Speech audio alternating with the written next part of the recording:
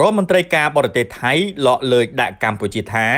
ការដាក់សម្ពាធថៃនៅមុខអន្តរជាតិគឺគ្មានប្រយោជន៍ទេហើយកម្ពុជាក៏មិនចំណេញដែរលោកស៊ីហាសាភួងកេតកៅរដ្ឋមន្ត្រីក្រសួងការបរទេសថៃកាលពីថ្ងៃទី18ខែកុម្ភៈឆ្នាំ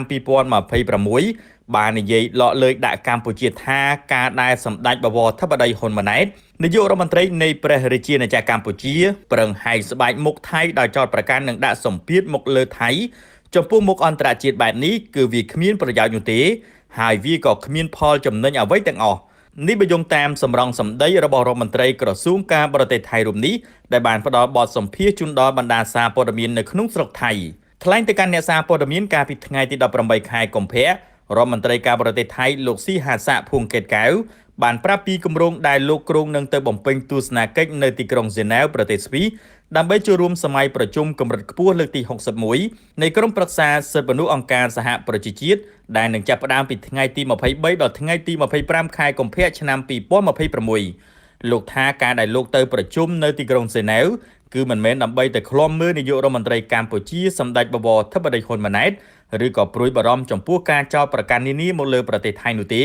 ប៉ុន្តែបើកម្ពុជាពិតជាជ្រើសរើសប្រើប្រាស់វិធីនេះដូច្នេះថៃក៏ត្រូវត្រៀមខ្លួនឲ្យស្រេចសម្រាប់ការឆ្លើយតបនិងបកស្រាយបំភ្លឺចំពោះមុខអន្តរជាតិវិញដែរ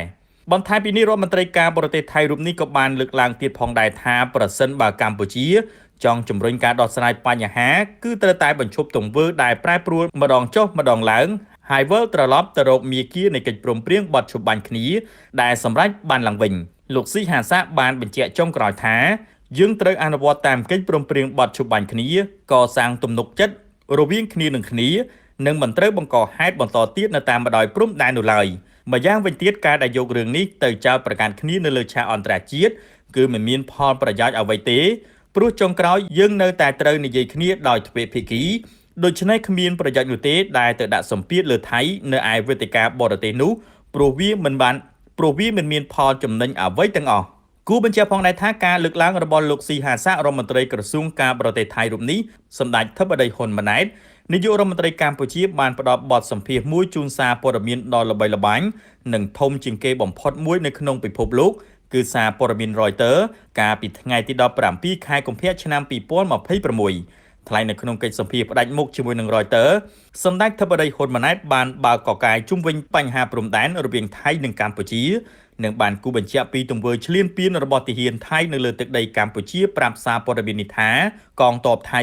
នៅតែបន្តកាន់កាប់យ៉ាងជ្រៅក្នុងទឹកដីកម្ពុជាជាច្រើនទីតាំងដោយការកាន់កាប់នេះគឺវាហួសពីខ្សែបន្ទាត់ព្រំដែនដែលថៃទាមទារដោយឯកតោភាគីទៅទៀតសម្ដេចបានបន្តទៀតថាមិនតែប៉ុណ្ណោះកងទ័ពថៃថែមទាំងបានដំឡើងទូកុងតឺន័រនិងបន្លាលួសនៅក្នុងអ្វីដែលថៃ